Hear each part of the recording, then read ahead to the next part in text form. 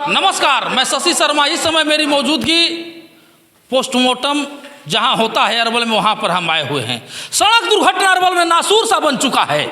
ऐसा कोई भी ऐसा दिन नहीं है जो एक न एक घटना घटते जा रहा है। इस पर किसी का कोई नियंत्रण नहीं है। न प्रशासन का नियंत्रण है, न विधायक का नियंत्रण है, न मुख्यमंत्री का नियंत्रण है। अब परिजन को किस तरह से देहा हालात है। पर डे होते जा रहा है घटना, इस पर कोई रोकथाम नहीं है। अरवल में सबसे ज्यादा अगर खनन हो रहा है तो बालू खनन।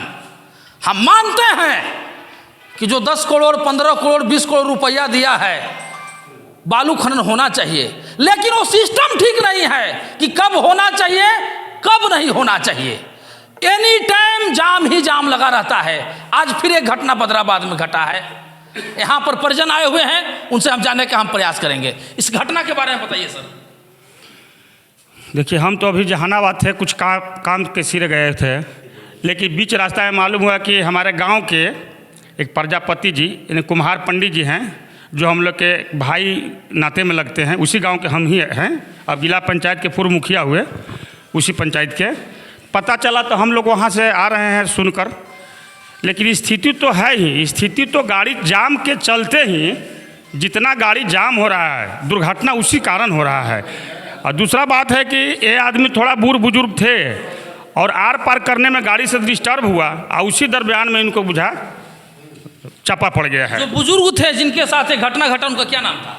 उनका राम प्रवेश पंडित जी कुम्हार पंडित जी हैं। पंडित जी हम लोग कहते थे। कितने बच्चे उच्चे हैं उनका? दो बच्चे हैं।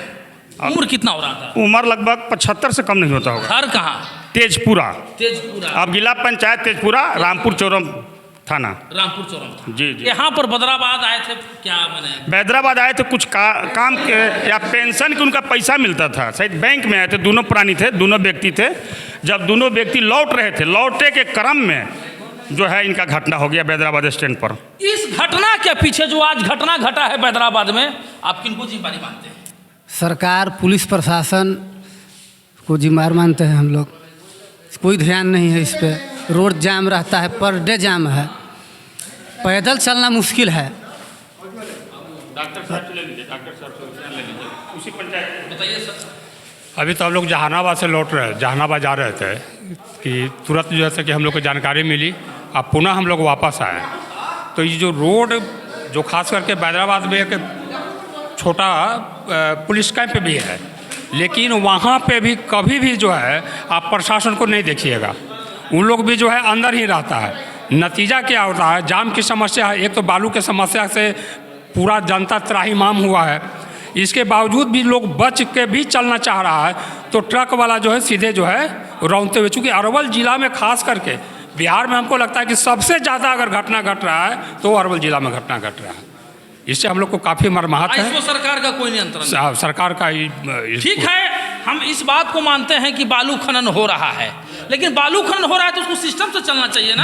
बिल्कुल सिस्टम से चलना चाहिए। हम विरोध नहीं कर रहे हैं इसका। जो लोग 10 करोड़ 20 करोड़ रुपया लगाए हैं तो बालू निकालेंगे, लेकिन सिस्टम सही नहीं है। इसमें सिस्टम एक बीच में थोड़ा सा हुआ था कि नो एंट्री जो लगाया गया था, लेकिन इसके बावजूद भी जो है नो एंट्री ठीक ढंग से पालन नहीं हो पा रहा है और आए दिन घटना दुर्घटना घट रही है। इसमें सबसे ज़्यादा अगर हम दोषी के पात्र अगर मानते हैं इस घटना के पीछे, तो आप किसको जिम्मेदारी देते हैं? इसमें घटना के पीछे तो प्रशासन का, यहाँ तो सारा चीज़ तो प्रशासन उन्हीं लोग का देख रेख है। परजेंट में तो ये घटना घट गई, सरकार से क्या चाहते हैं? सरकार से हम इनकी मुआवजा चाहते हैं। हम तो यही चाहेंगे भाई कि गरीब परिवार के थे, उनके एक परिवार को नौकरी की व्यवस्था हो। तो हम लोग जो है क्योंकि उसी पंचायत से हम लोग आते हैं, तो मैं चाहूँगा कि भाई उनको मुआवजा मिले और उनके परिवार का भी एक नौकरी की भी व्यवस्था हो। यही है हमारी चाह।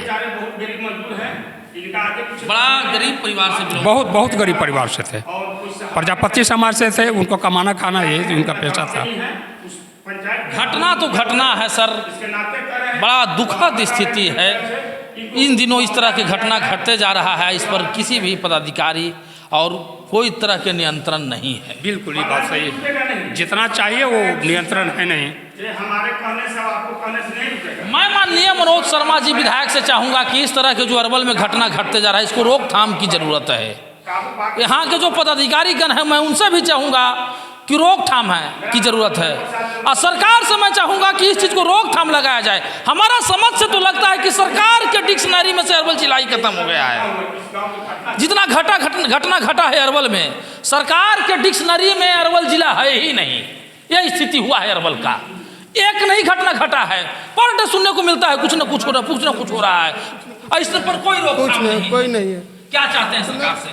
सरकार का ध्यान है ना। उसमें हम लोग यही चाह रहे हैं कि ये बेचारे बहुत गरीब परिवार से हैं और समाज भी मेरा गरीब है, अति पिछड़ा समाज से आते हैं, कुम्हार पंडित हैं, एकदम बहुत मतलब गरीब आदमी है, मेरा गांव के ही हैं। हम यही चाहेंगे यहाँ के पदाधिकारी लोग से, यहाँ जिला अधिकारी लोग से या सरकार से हम यही कहेंगे कि उनको कुछ मुआवजा दिया जाए ताकि परिवार उनको अच्छी ढंग से जी सके। यही मेरा निवेदन है। आप अपना राय जो है इस एक्सीडेंट के पीछे जो घटना घटी है कमेंट बॉक्स में ज़रूर रखें। धन्यवाद।